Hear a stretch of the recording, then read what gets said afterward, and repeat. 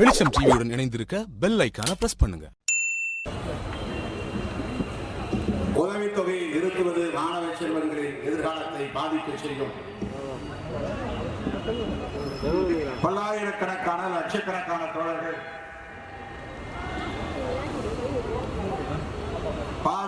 படிப்பை பாதியிலேயே நிறுத்தும் அவலம் உருவாகும். எனவே அந்த கல்வி உதவித்தொகை திட்டத்தை தொடர்ந்து நடத்த வேண்டும் என்று வலியுறுத்தி கொட்டும் மழையில் விடுதலை சிறுத்தைகள் கட்சியின் சார்பில் நாம் ஆர்ப்பாட்டங்களை நடத்தி மக்கள் வீதிக்கு வந்திருக்க வேண்டும்.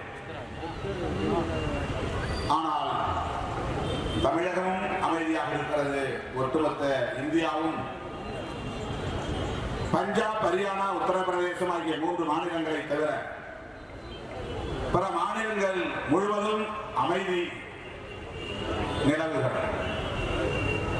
இது உள்ளபடியே வெட்கக்கேடான ஒன்று என்று நான் முதலில் பதிவு செய்ய கடமைப்பட்டிருக்கிறேன்.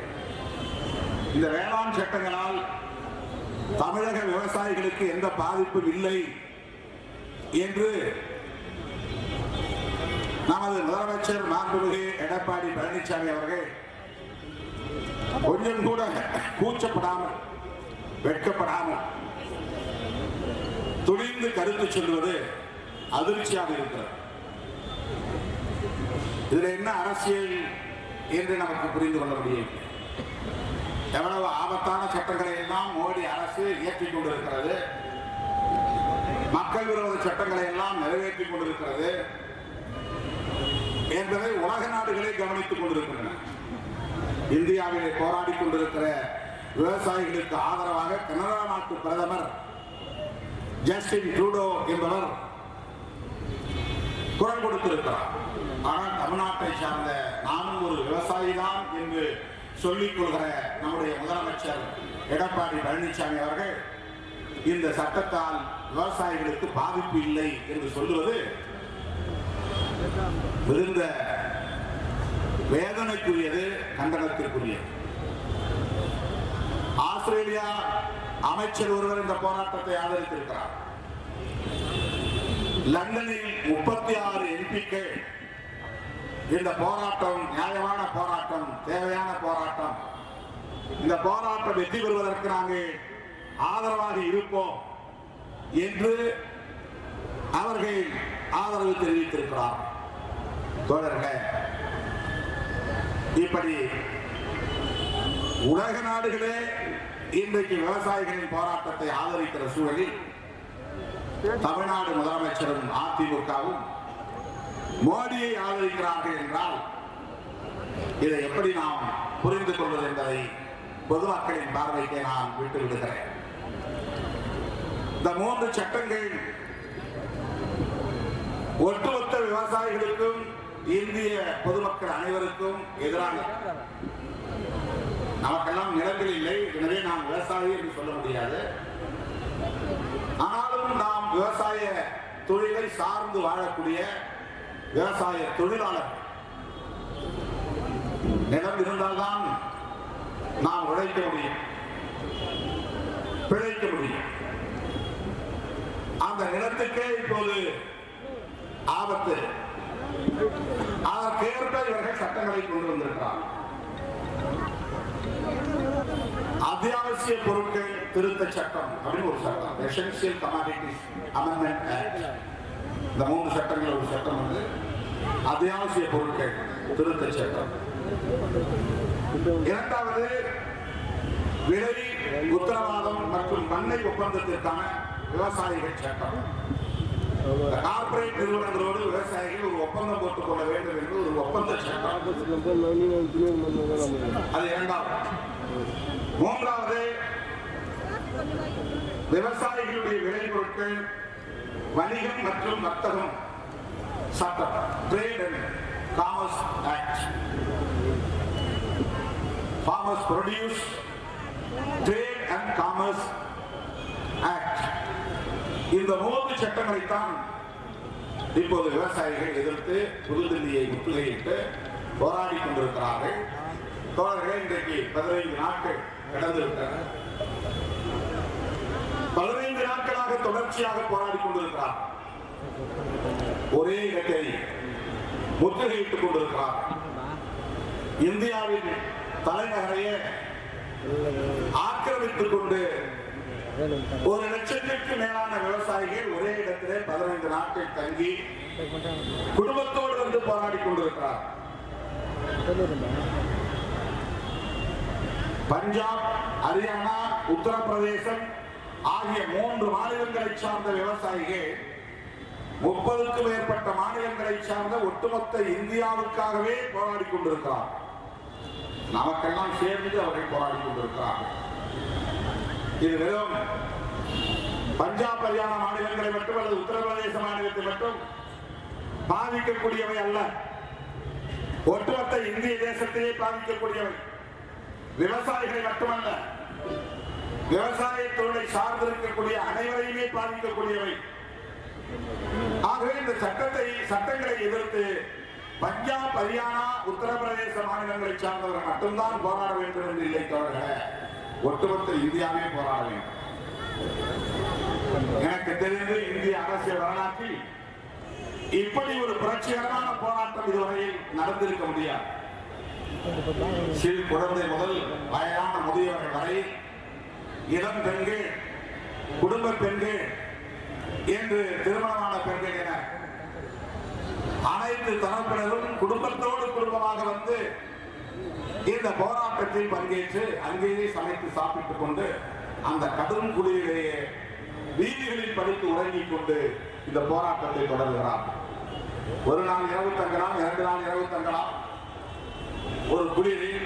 ஆனால் 15 நாட்களாக இடைவிடாமல், யாரும் கலைந்து போகாமல், நம்ம போராட்டம் கொஞ்சம் நேரம் ஆச்சுன்னா அப்படி கொஞ்சம் எல்லாம் கலைஞ்சி டீ கடைக்கு வந்துடுவாங்க. வெயில் தாங்கலாம்பா, பசிக்குதும்பா, பீடி சிகரெட் அடிச்சாலும் என்னால ஃப்ரீயா இருக்க முடியும் அப்படின்னு பீடி சிகரெட் அடிக்க போயிடுவாங்க. பொதுவாக இப்படித்தான் போராட்ட களங்களில் இருக்கக்கூடிய நிலையை நாம் பார்க்கிறோம். ஆனால் விவசாயிகள் இன்றைக்கு போராடி கொண்டிருக்கிறார்கள் தோழர்களே, மகத்தான ஒரு புரட்சி, யுக புரட்சி என்றே சொல்லலாம். ஏன் இந்த சட்டங்களை நாம் எதிர்க்கிறோம்? இந்த சட்டங்களை இவர்கள் முதலில் அவசர சட்டங்களாக பிறப்பித்தார்கள். ஆர்டினன்ஸ் ஜூன் மாதம் 5ஆம் தேதி அவசர சட்டமாக பிறப்பித்து அதை நடைமுறைக்கு கொண்டு வந்தார். அதன் பிறகு செப்டம்பர் 17ஆம் தேதி மக்களவையில், லோக்சபாவில், நாம் எல்லாம் இருக்கக்கூடிய நம்முடைய கட்சியிடம் இருக்கக்கூடிய லோக்சபாவில் இதை கொண்டு வந்தார்.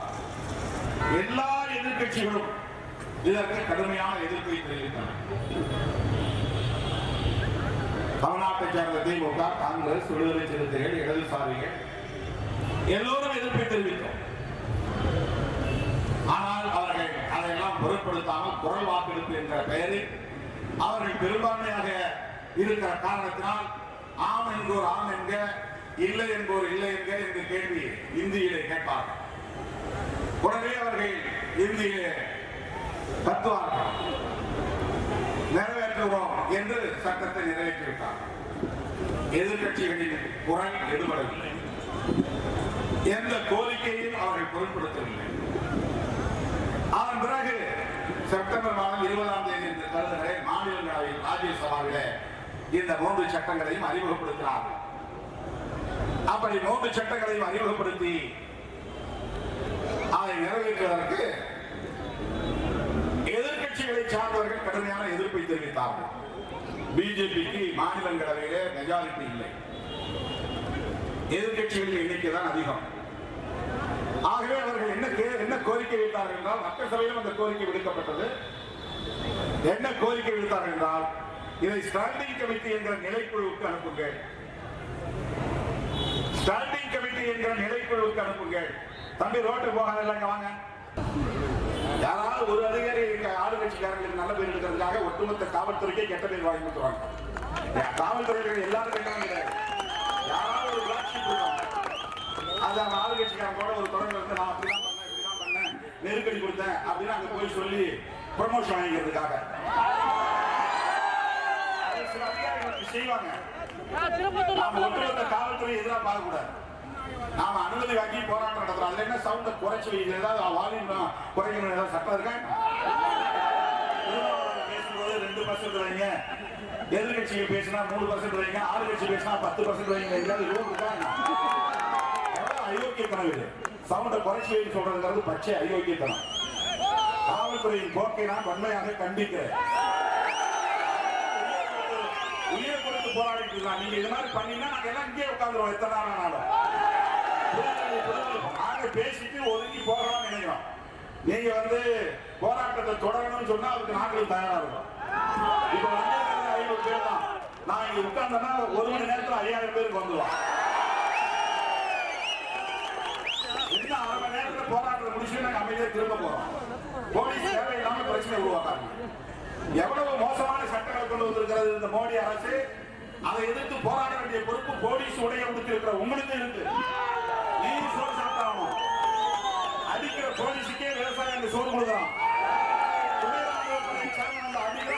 நீ ஒரு ரொட்டி சாப்பிடறான்னு அந்த விவசாயிக்காகத்தான் விடுதலை சிறுத்தைகள் இங்கே குரல் கொடுத்துக் கொண்டிருக்கிறோம், போராடி கொண்டிருக்கிறோம். இந்த 3 சட்டங்களும் கார்ப்பரேட் நிறுவனங்களுக்காக மோடி அரசு நிறைவேற்றி இருக்கிறது. அதுதான் முக்கியமானது. லைசன்ஸ் தேவையில்லை, ஸ்டாக் இவ்வளவுதான் வச்சிருக்கிற லிமிட் தேவையில்லை. சட்டத்தை கொண்டு வந்துட்டான். முன்னெல்லாம் நெருக்கடியான நேரம் வருகிற போது பருப்பு இவ்வளவுதான் ஸ்டாக் வச்சிருக்கலாம், அரிசி இவ்வளவுதான் ஸ்டாக் வச்சிருக்கலாம், எண்ணெய் இவ்வளவுதான் ஸ்டாக் வச்சிருக்கலாம்.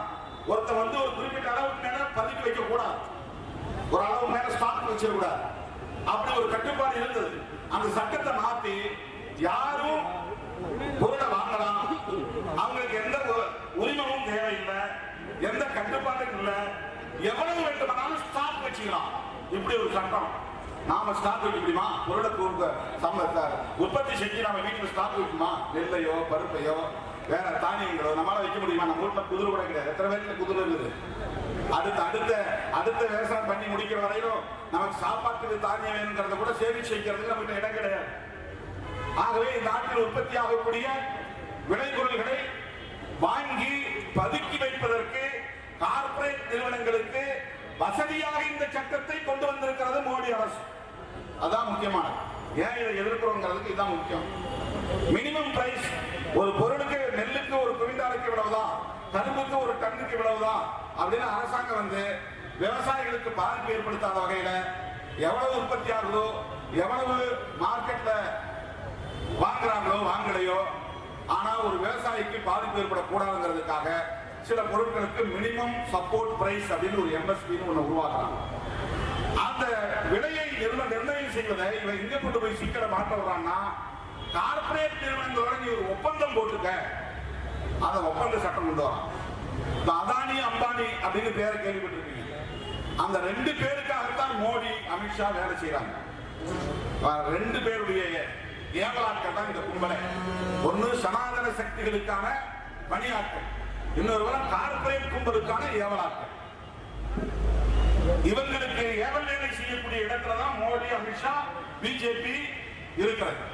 ஒரு புறம் RSS கார இந்த நாட்டுக்கு இந்து ராஷ்டிரம் பெயர் சூட்டணும், மறுபடியும் சனாதனத்தை நிலையாட்டணும், சாதி வேறுபாடுகள் பாதுகாக்கப்படணும், உயர்ந்த சாதியா இருக்கணும், தாழ்ந்த சாதியா இருக்கணும், சோசியல் ஆர்டர் மாறக்கூடாது, பெண்கள் ஆண்களுக்கான இச்சை பொருளா இருக்கணும், அவங்க பிள்ளை பெற்று கொடுப்பதற்கும் கொண்டாட்டியா இருப்பதற்கும் தான் தகுதி படைத்தவர்கள், அவர்கள் கணவன்மார்களுக்கும் மற்ற ஆண்களுக்கும் பணிவிடை செய்வதற்காகத்தான் அவர்கள் இருக்கிறார்கள், அவங்க எல்லாம் படிக்க கூடாது, அவங்க அதிகாரத்துக்கு வரக்கூடாது, அவங்க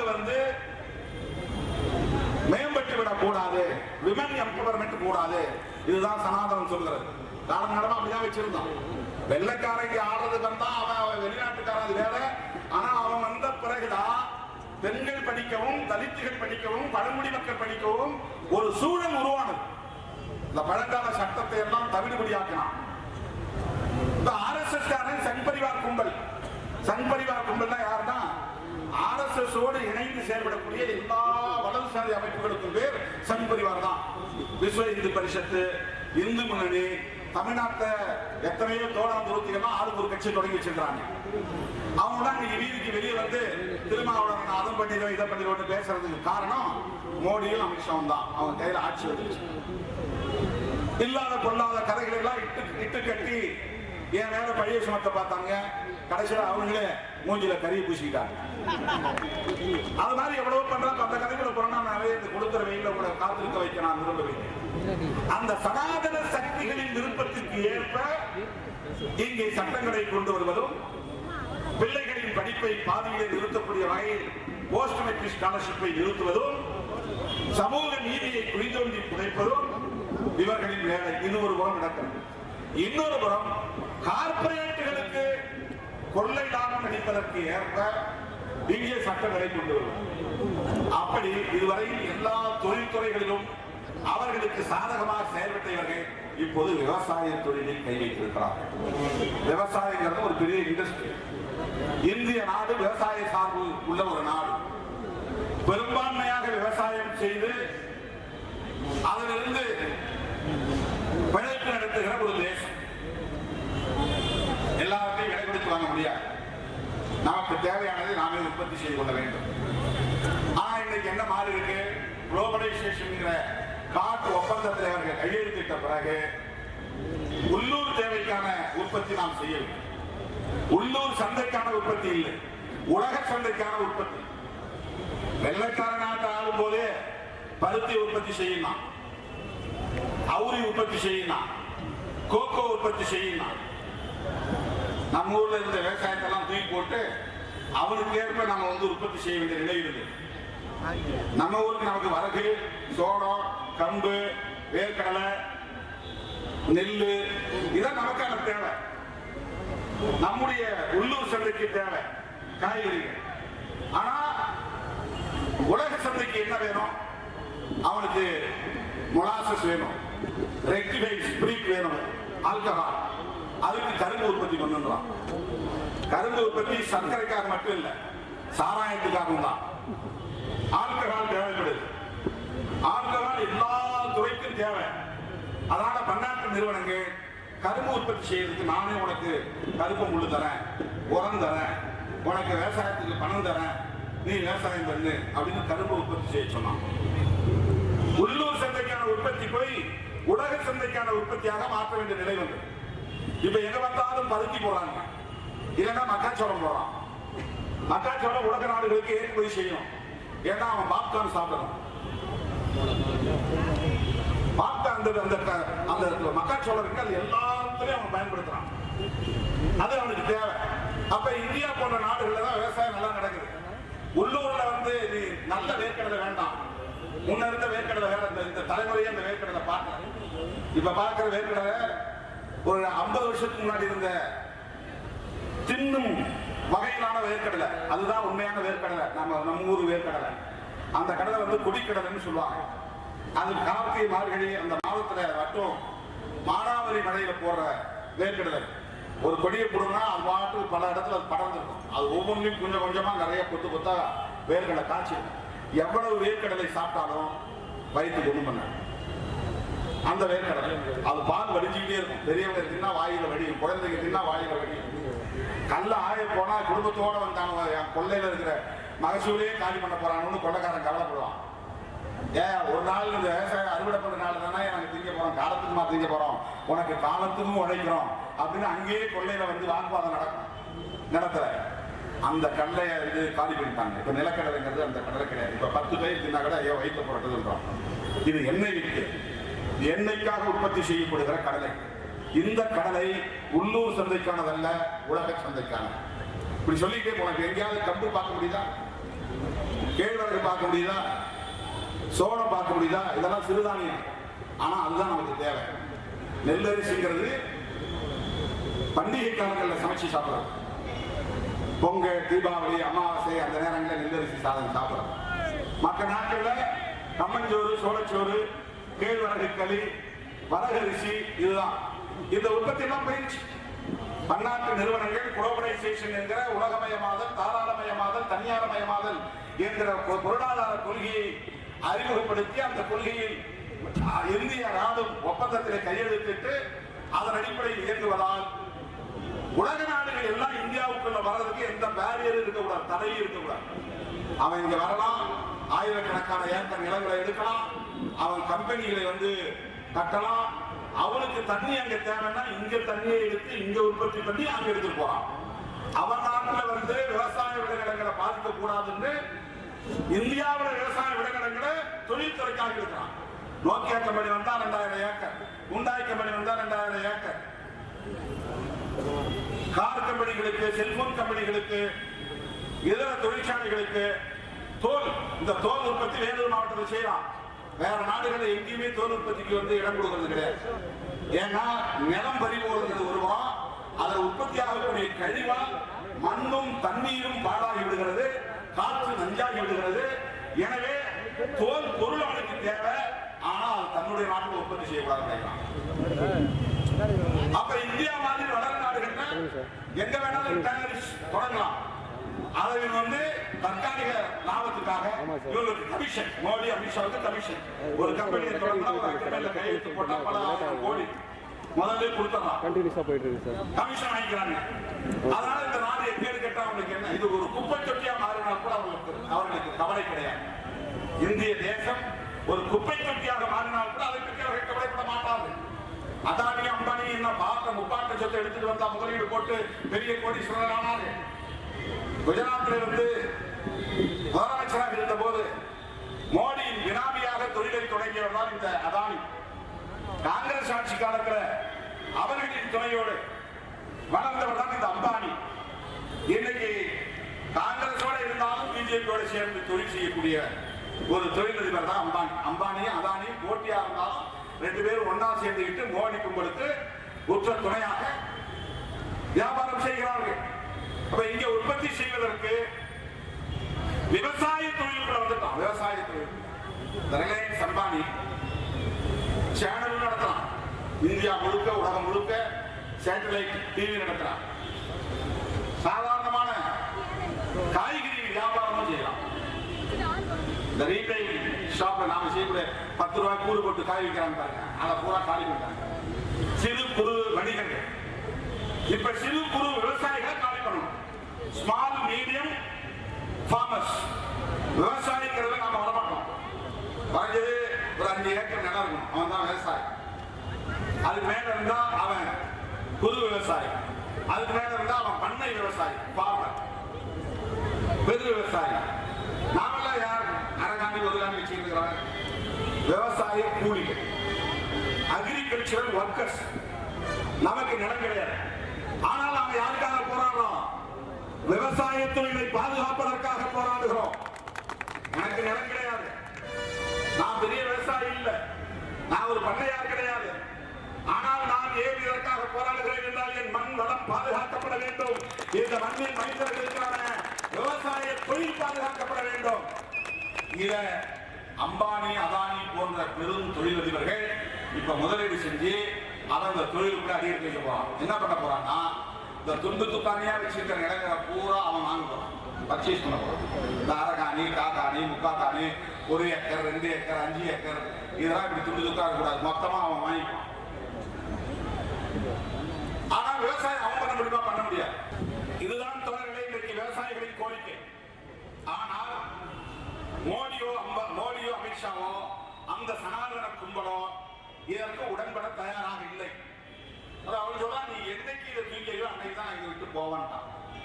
டெல்லிக்குள்ள வந்து 15 நாள் எந்த வண்டியும் உள்ள போகாம இருந்தா என்ன ஆகும் யோசிச்சு பாருங்க. 1 லட்சம் பேர் ஒரே இடத்துல குவிந்திருந்தாங்கன்னா என்ன ஆகும்? ஆனால் விவசாயிகளும் விடாக்கண்டனாக இருக்கிறார்கள், அமித்ஷாவும் மோடியும் கொடாக்கண்டனாக இருக்கிறார்கள். இந்த போராட்டம் ஒரு புரட்சிகர திசையை நோக்கி நகர்ந்து கொண்டிருக்கிறது. தோழர்களே, இப்போது சொல்லுங்கள், நாம் யார் பக்கம் இருக்க வேண்டும்? இதுதான் நம்முடைய நிலைப்பாடு. இந்த 3 சட்டங்களும் இன்னொரு சட்ட மசோதாக்கள் நிறைவேறும். மின்சார திருத்த சட்ட மசோதா, அதுவும் விவசாய பெருங்குடி மக்களுக்கு எதிரானது. அதை இன்னும் பில்லாம சட்ட மசோதா சட்டம் ஆகணும், அதையும் கைவிடணும். ஆனால் மோடியும் அமித்ஷாவும் பிடிவாதமாக விவசாயிகளின் கோரிக்கைகளை ஏற்க முடியாது என்று சொல்லுவதோடு மட்டுமில்லாமல் இந்த விவசாயிகளின் பின்னால் தீவிரவாதிகள் இருக்கிறார்கள். எதுக்கு விட்டால் இவங்களுக்கு இதுதான் அரசியலே.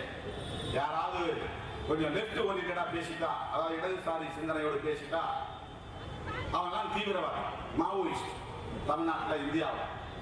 இப்ப இவங்க என்ன சொல்றான், அயல் நாட்டு தீவிரவாதிகளோடு தொடர்பு இருப்பவர். நல்ல வேலை இந்த போராட்டத்தில் அதிகமா முஸ்லீம்கள் இல்லை. இதுல பஞ்சாப் ஹரியானாவில் சீக்கியர்கள் போராடுறான். முஸ்லீம்கள் தீவிரமா இதில் இறங்கியிருந்தா ஐஎஸ்ஓ தொடர்பு சொல்லுவான்.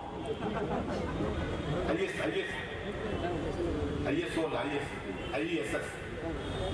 இப்ப யாராவது 2 பேரு கல்யாணம் ஜாதி மாறி மதம் மாறி கல்யாணம் பண்ணா அவங்க ஐஎஸ் தொடர்புள்ளவன்றான்.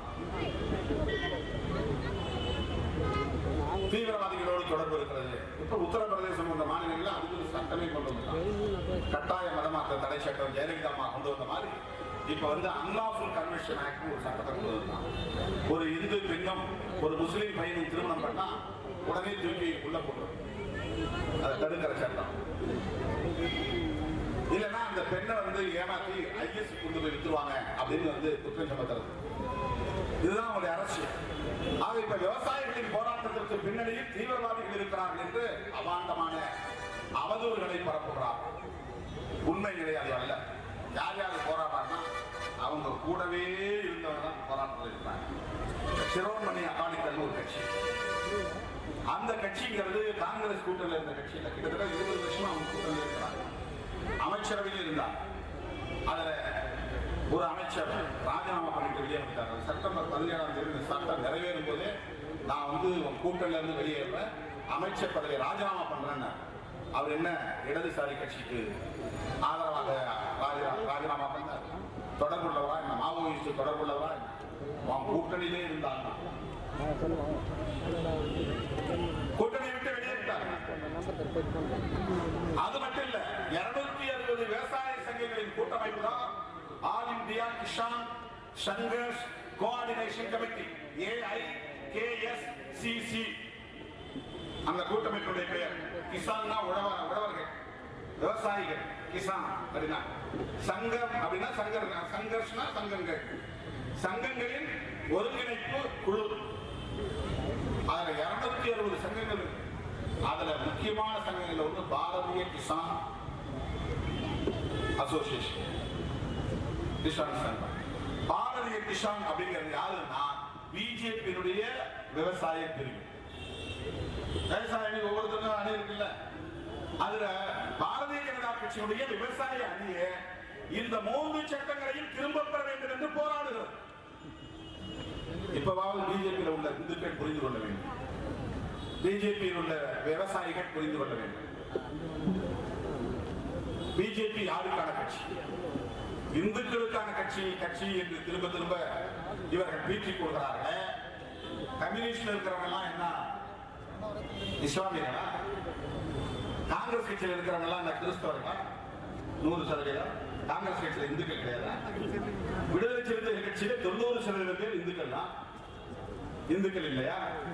இவங்க எந்த இந்துக்களுக்காக இவர்கள் போராடுகிறார்கள்? இவங்க இருக்கிறது 1% இந்து கூட கிடையாது தமிழ்நாட்டில். ஆனா 100% இந்துக்களுக்கு நாங்க தான் போராடுறோம். சரி, இந்தியா முழுவதும் உள்ள இந்துக்களுக்கு நீங்கள் போராடுவதாக இருந்தால் விவசாயிகளாக இருப்பவர்கள் அத்தனை பேரும் என்ன முஸ்லிம்களா, சீக்கியர்களா? விவசாயிகளாக இருப்பவர்கள் அவ்வளவு பேரும் கிறிஸ்தவர்களா, பார்சிகளா? விவசாயிகள் யாரும் இந்துக்கள் இல்லையா? அப்ப இந்துக்களாக இருக்கிற விவசாயிகளுக்கு எதிரான சட்டத்தை இயக்கக்கூடிய மோடி அரசு இந்துக்களுக்கு ஆதரவான அரசா, எதிரான அரசா? இதை புரிந்து கொள்ள வேண்டாமா பிஜேபி இருக்கிற இந்துக்கள்? நான் சொல்லுகிறேன் தோழர்களே, இந்துக்களின் முதல் எதிரியே பிஜேபி தான்.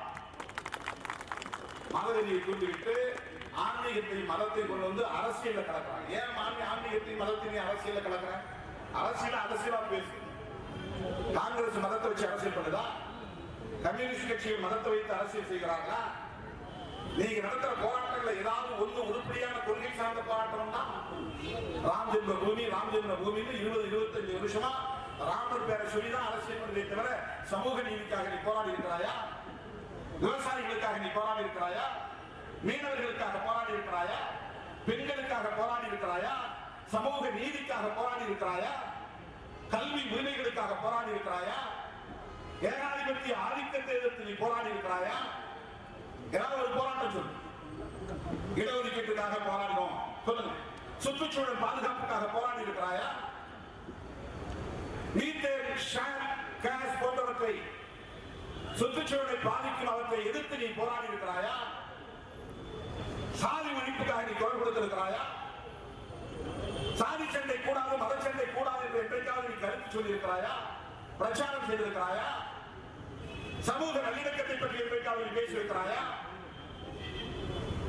எப்ப பார்த்தாலும் முஸ்லீம் இருப்பு, கிறிஸ்தவ இருப்பு, ராமர் கோயில். இப்ப தமிழ்நாட்டில் வந்து வேலை தூக்கிட்டாங்க. ஏங்க விநாயகர் சதுர்த்தி தானே, எங்கெங்க என்னென்ன பண்ணணும் வந்து ஒரு திருட்டு அரசியல். இங்க முருகனுக்கு மகிமை அதிகமா இருக்கு, இங்க விநாயகனுக்கு அதிகமா மகிமை கிடையாது. அண்ணனுக்கு இங்க செல்வாக்கு இல்லை, தம்பிக்கு தான் செல்வாக்கு. கணேசமூர்த்திக்கு இங்க வந்து செல்வாக்கு அதிகம் கிடையாது, இங்க முருகனுக்கு தான். அதனால முருகன் வேலை போய் தூக்குறாங்க. அதுக்கு பழனிசாமியே ஆதரவு தெரிவிக்கிறார். பழனிசாமினா முருகன் தான் இருக்கும், பழனியில் இருக்கிற சாமி, அவரே ஆதரவு தெரிவிக்கிறார். தடை விதிக்கிற மாதிரி தடை விதிக்கிற, நீ தினம் யாத்திரை நடத்துற மாதிரி யாத்திரை நடத்துன்னு ஒரு கூட்டத்தை கூட்ட வச்சு அவர் ஒரு அரசு பண்ணி அப்படி கொண்டு போய் விட்டுட்டு நாடக அரசியல், நாடக யாத்திரை. எப்படியாவது அதிமுக பிடிச்சி தமிழ்நாட்டுக்குள்ள கால் விடலாம் நினைச்சிருக்கிறாங்க.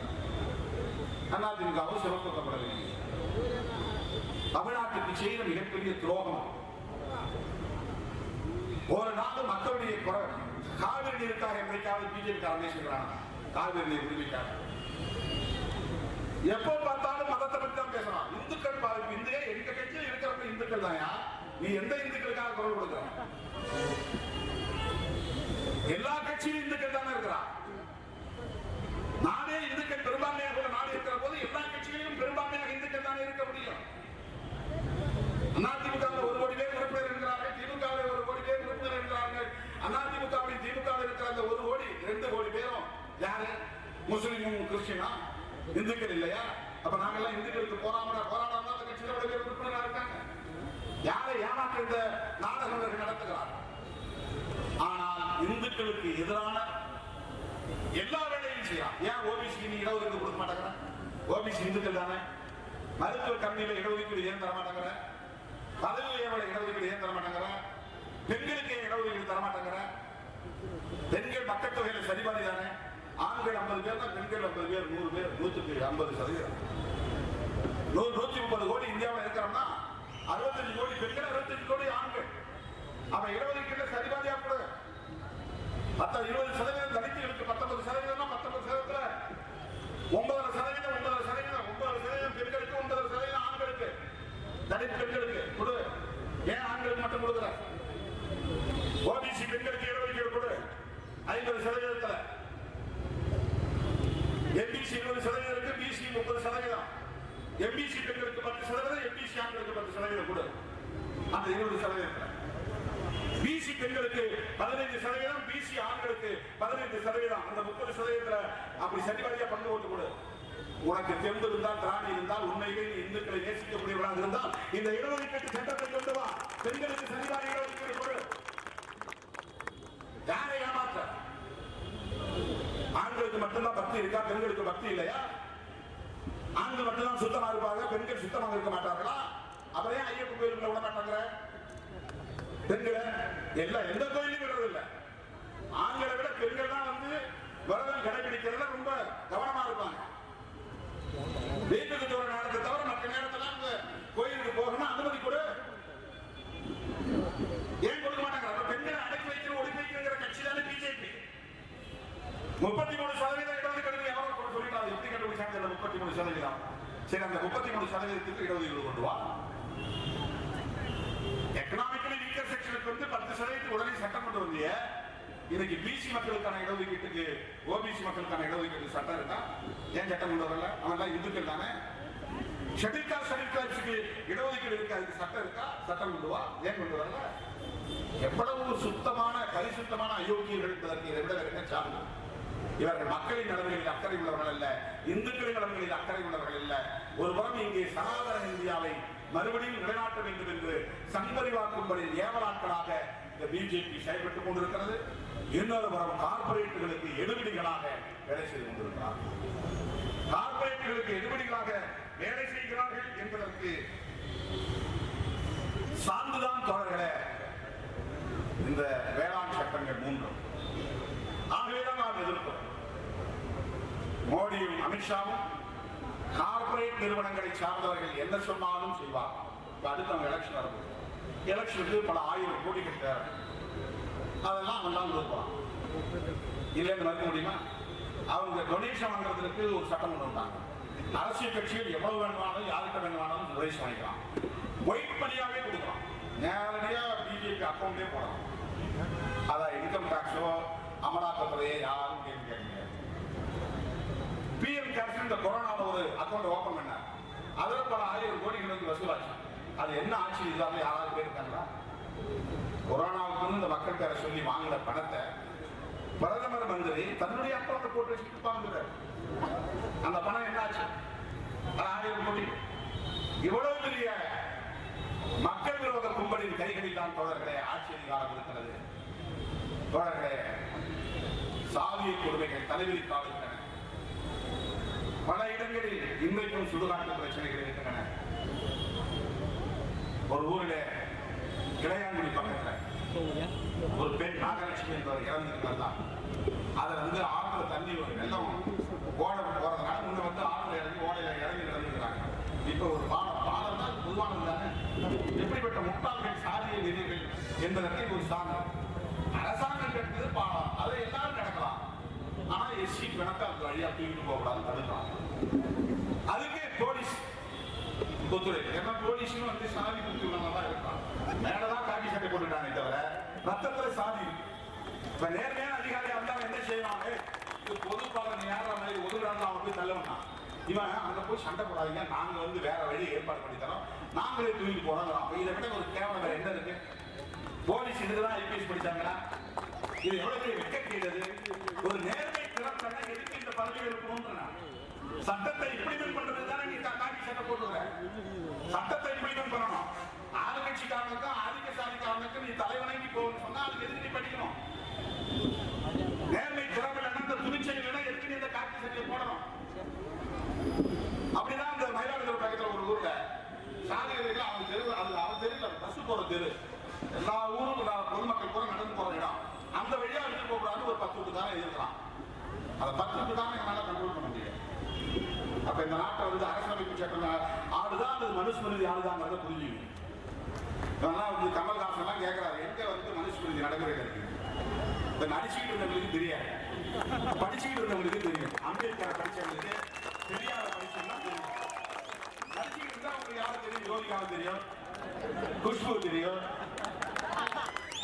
அவரை பத்தி கேட்டா பக்கமா அவங்களால எழுத முடியும், பேச தெரியும். மனுஸ்மிருதியை பத்தி என்ன தெரியும்? அம்பேத்கரை படிச்சிருந்தா, பெரியார படிச்சிருந்தா. இந்த ஊரு 2 ஊர் வேற வேறையா இருக்காங்க. அக்கரகாரங்கிறது தனியா இருக்கு, ஊரு தனியா இருக்கு, சேரி தனியா இருக்கு. இதெல்லாம் யாரும் உருவாக்கணும்? எந்த சட்டம் இதுக்கு வந்து இடம் கொடுக்கும்? இந்திய அரசமைப்பு சட்டத்திலே வாழிடங்களை வச்சிருக்கிறோம். ஒரு ஊர் தெருவுல போனா இது போனார் தெரியுது, செட்டியார் தெரியுது, முதலியார் தெரியுது, பிள்ளைமார் தெரியுது, சாதிக்கு ஒரு வீதி இருக்குது. இதை யார் உருவாக்கணும்? இந்திய அரசமைப்பு சட்டத்தின் அடிப்படையில் உருவாக்கப்பட்டது. இப்ப ஏதோ ஒரு காலத்துல ஏதோ ஒரு சட்டம் இந்த மாதிரி தான் வாய்ப்பா இருக்குங்கிறத உறுதிப்படுத்திய காரணத்தினால் அதை நடைமுறைப்படுத்திருக்கிறார். இன்னைக்கு நடைமுறையில் இருக்கு. சுடுகாடு 2 இருக்கு. ஒவ்வொரு சாதிக்கும் தனித்தனி சுடுகாடு இருக்கு. இதெல்லாம் மனுஸ்மிருதியால உருவானது. சாதி விட்டு சாதி இன்னைக்கு எவனும் திருமணம் பண்ண முடியாது. மறந்து முதலியார் போய் ஒரு செட்டியார்கிட்ட உன் பொண்ணை கொடுத்து கேட்க முடியாது. ஒரு ரெட்டியார் போய் ஒரு முதலியார்கிட்ட என் பையனுக்கு பொண்ணு கொடுத்து கேட்க முடியாது. இந்திய சமூகம் அப்படி ஒரு கட்டமைப்பு கொண்டிருக்கிறது. இதெல்லாம் எதனால் உருவானது? மனுஸ்மிருதியால் உருவானது. சாதி விட்டு சாதி திருமணம் பண்ணா, மதம் விட்டு மதம் திருமணம் பண்ணா கொலை பண்றான். இது எதனால் நடக்குது? இந்திய அரசமைப்பு சட்டம் அப்படி கொலை செய்ய சொல்லுது. அது வேறு ஏதேனும் ஒரு சட்டம் அப்படி இருக்கா? பர்சனல் லாஸ், தனிச்சட்டங்கள் அப்படி இருக்கா? இந்த கொலைகள் நடக்கிறதுக்கு காரணம் மனுஸ்மிருதி. மனுஸ்மிருதி தான் இந்திய நாட்டை இன்னைக்கு ஆண்டு கொண்டு இந்திய அரசமைப்பு சட்டம் பொலிட்டிக்கல் பிளாட்ஃபார்ம்ல மட்டும்தான் நடைமுறையில் இருக்கு. எலெக்ஷன் நடத்தணும், அப்பாயின்மெண்ட் போடணும், அதுக்கு எக்ஸாமினேஷன் வைக்கணும், அதுக்கு இன்டர்வியூ வைக்கணும், எம்எல்ஏ தேர்ந்தெடுக்கணும், எம்பியை தேர்ந்தெடுக்கணும். இதுக்குதான் பொலிட்டிக்கல் பிளாட்ஃபார்ம்ல அரசமைப்பு சட்டம் நடைமுறையில் இருக்கு. சோசியல் பிளாட்ஃபார்ம்ல, கல்ச்சரல் பிளாட்ஃபார்ம்ல அரசமைப்பு சட்டம் நடைமுறையில் கிடையாது. அங்க இன்றைக்கு மனுஸ்மிருதி தான் இருக்கு. இதை புரிந்து கொள்ள முடியாதவர்கள் இங்க தலைவர்களாக இருக்கிறார். இங்க கூட ஏதோ ஒரு ஊர்ல பிரச்சனை எழுதி இருக்கிறாங்க. ஏதோ இடையஞ்சாத்து கிராமம்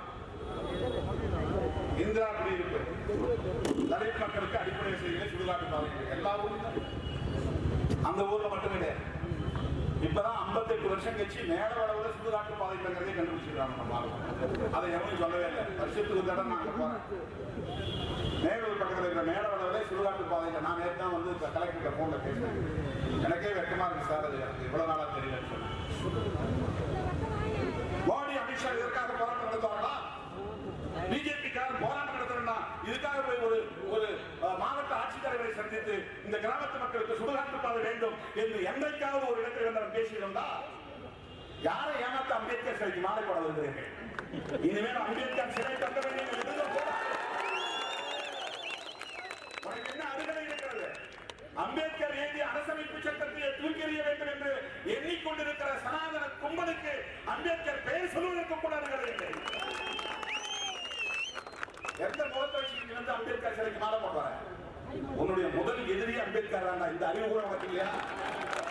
உலகத்தில் எந்த மதத்தை எதிர்த்து ஒரு தலைவர் பின்னால பல லட்சம் பேர் இன்னொரு மதத்துக்கு போன வரலாறு கிடையாது. ஒரே நாள்ல 10 லட்சம் பேர் ஒரு மதத்தை விட்டு வெளியேறணும்னா இதுதான் மிகா கன்வென்ஷன். உலகத்துல எந்த நாட்டிலும் கூட பெரிய கன்வென்ஷன் ஒரே நேரத்தில் நடக்குது.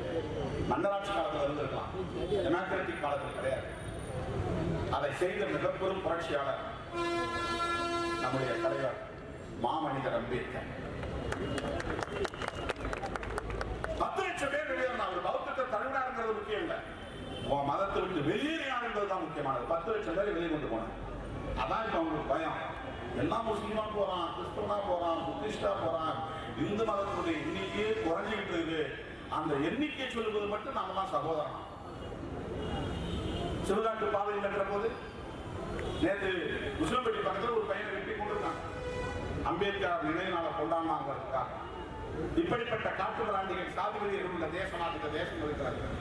என்னங்க பிஜேபி ஒரு 10 இடத்துல ஜெயிச்சிட்டாங்க, இந்த நாடு என்ன யோசிச்சு பாருங்க. எந்த தகுதியும் இல்லாத கும்பல்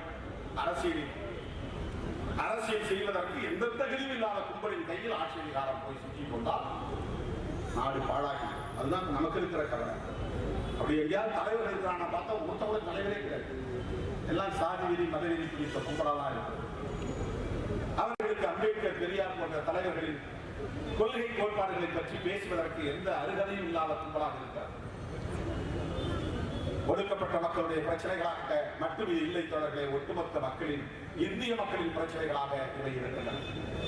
இந்தியா முழுவதும் உள்ள ஒட்டுமொத்த இந்துக்களின் எதிரிகளாக பிஜேபியும் RSSும் இயங்கிக் கொண்டிருக்கிறது என்பதை அம்பலப்படுத்துகிற இயக்கமாக விடுதலை சிறுத்தைகள் கட்சி. ஒரு சீனியர் லீடர் பேசுகிறார். இதை மட்டும் சொல்லி நான் முடிக்கிறேன். என்ன பேசுகிறார்னா, திருஞான சம்பந்தரை பத்தி நான் தப்பா சொல்லிட்டேன். நான் போய் அந்த பேச்சு எடுத்து எப்படா நம்ம பேசணும் எனக்கு தெரியல.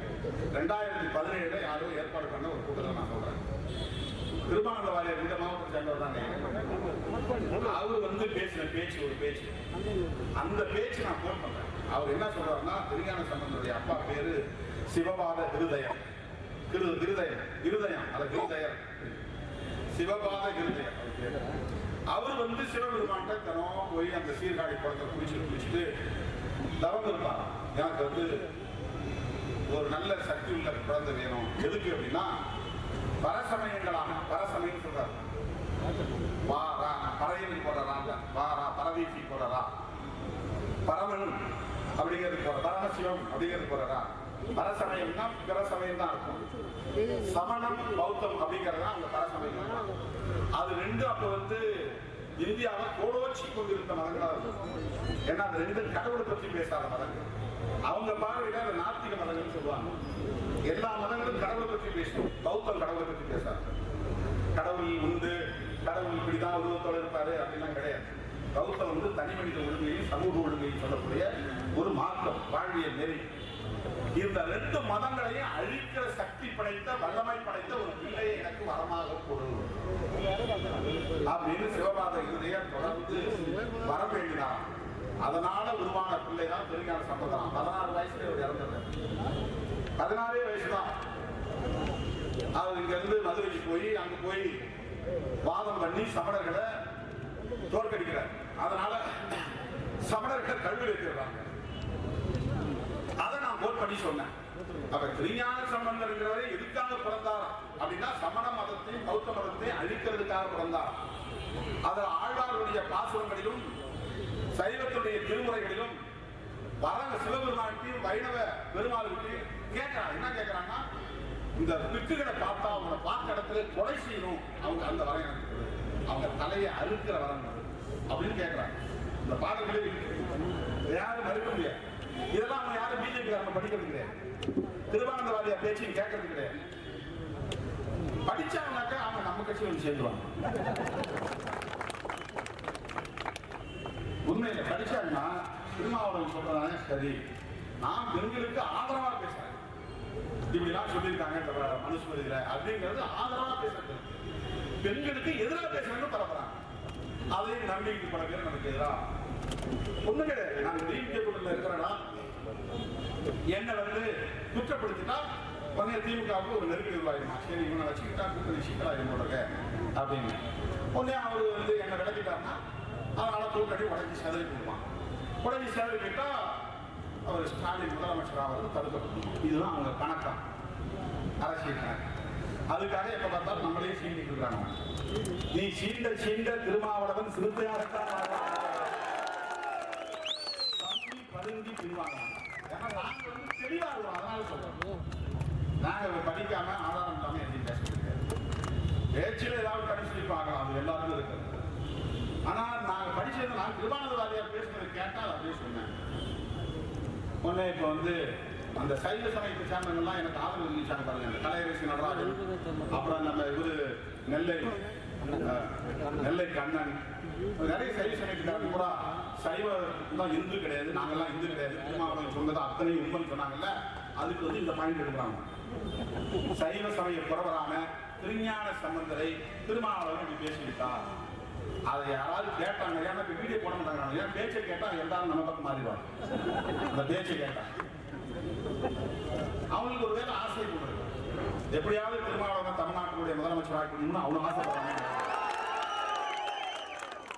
நாம ஏதோ சும்மா பெரியார் அம்பேத்கர் அரசியல் பேசினா போதும் அப்படின்னு நினைச்சு பொறுமையா போயிட்டு இருக்கோம். பௌத்தத்தை மக்களுக்கு உணர்த்தினா போதும் அப்படிங்கிற நம்பிக்கை நாம் பயணிச்சோம்.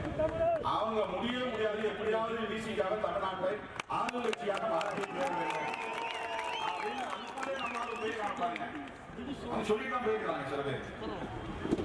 நம்ம கட்சி இருந்த பையங்களா கொஞ்ச நாள் இருங்க, நாங்க போயிருக்காங்க, சில வேலையெல்லாம் பண்ணிட்டு வரோம் அப்படின்னு போயிருக்காங்க. ஏன்னா அந்த கட்சியெல்லாம் போய் யாராவது வேலை செய்ய முடியும், அவங்க வந்து இப்படி பரப்புறாங்க. அருமை தோழர்களே, தமிழ்நாட்டில் அவர்கள் வேறொன்று நினைக்கிறார்கள், காலொன்று நினைக்கிறார்கள். அதை தடுப்பது மட்டுமல்ல, இந்தியா முழுவதும் பாழ்படுத்திக் கொண்டிருக்கிற பிஜேபி ஆட்சி அதிகாரத்தில் இருந்து தூக்கி எறிய வேண்டிய பொறுப்பு நமக்கு இருக்கிறது. அதற்கான சந்தர்ப்பம் உருவாகிவிட்டது. அதுதான் இன்றைக்கு விவசாயிகளின் புரட்சியாக வெடித்திருக்கிறது. இந்த புரட்சிக்கு ஊக்கம் கொடுப்பதும் உற்ற துணையாக இருப்பதும் ஒவ்வொரு ஜனநாயக சக்தியின் கடமை, விடுதலை சிறுத்தைகளின் கடமை என்பதை சொல்லி இந்த வாய்ப்புக்கு நன்றி கூறி இந்த மாபெரும் ஆர்ப்பாட்டத்தில் பங்கேற்ற உங்கள் அனைவருக்கும் என்னுடைய நெஞ்சார்ந்த நன்றியை தெரிவித்து அனைவரும் பாதுகாப்பாக வீடு திரும்ப வேண்டும் என்று வேண்டுகோள் விடுத்து விடைபெறுகிறேன். நன்றி, வணக்கம்.